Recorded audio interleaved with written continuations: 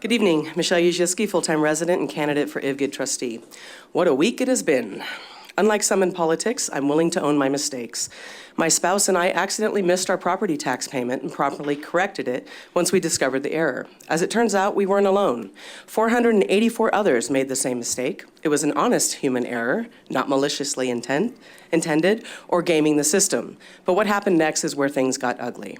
Imagine my surprise when, before the official due date of October 7th, never mind the 10-day grace period, a list of delinquent parcels never posted before suddenly appears in a public board packet. What was the motive behind this? The witch hunt and gotcha mentality is alive and well as it became clear that this was nothing more than a targeted political attack. The smear campaign pulled 484 others into this mudslinging, all to take aim at me. I must be seen as a real threat if people are resorting to these types of tactics.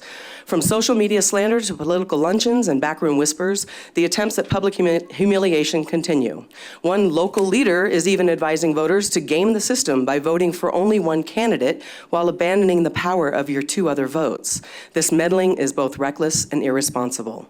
Meanwhile, some have taken it upon themselves to remove or destroy campaign signs, with one candidate suggesting that these signs be removed and taken to the sheriff's office, a completely illegal act. Just days ago, a car with campaign magnets had them removed and thrown over a fence while the car was keyed and vandalized. This kind of behavior is not just dirty politics, it's an attack on the integrity of this community. Parents, grandparents, and yes, even great-grandparents are engaging in these underhanded tactics. Is this really the example we want to set for our children and grandchildren? It's time for some serious reflection. I apologize to the 484 parcel owners who were dragged into this mess. It's unfortunate that some in our community are so focused on finding mud to use as cherry-picked slander rather than focusing on the competencies and professional experience the candidates are willing to bring and share with our community to move us forward. To those leading the vile efforts, I want to thank you. You've reaffirmed my commitment to run for this office and lead with integrity. We are better than this. Our village deserves better, and on November 5th, we have a chance to prove that we are indeed better.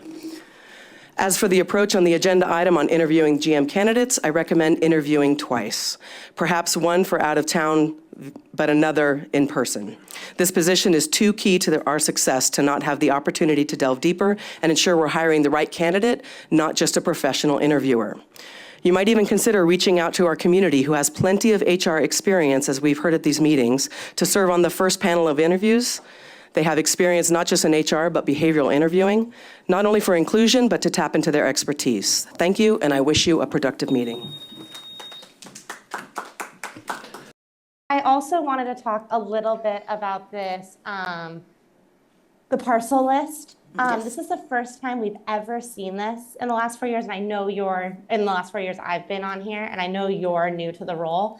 And so I'm just really interested on how did this end up as something to do, and why did we do it before our deadline for violating the policy? Because our deadline is October 1st, and I noticed that your list said of September 26th, and I'm just curious, A, why is this in here, and B, why did we not abide by our policy? And I know you're new to the role, I'm just trying to kind of understand how we got here. Right, yeah, actually, interim general manager Crocker and we had direction by the chair to include the information, and we made sure that we included the date of the report. Okay, thank you. I want to make sure we don't do that because it is violating policy, but thank you for that. That's helpful. And thanks. So I expect you're all shocked and concerned about the bombshell that exploded tonight. With no apparent justifiable reason, Sara requested that the GM publish a list of parcel owners delinquent in payment. It looks like that's clearly aimed at discrediting a trustee candidate. The curtain has now been pulled down. Sara does micromanage, and she does direct staff on important issues without other board members. Both actions clearly demonstrate she doesn't follow her own rhetoric, and both violate district policies. Obviously cast doubts on her repeated denials about her past behavior, but it's much worse than that. This happened at the same time a narrative is floated by her supporters attempting to discredit candidate Ujiski.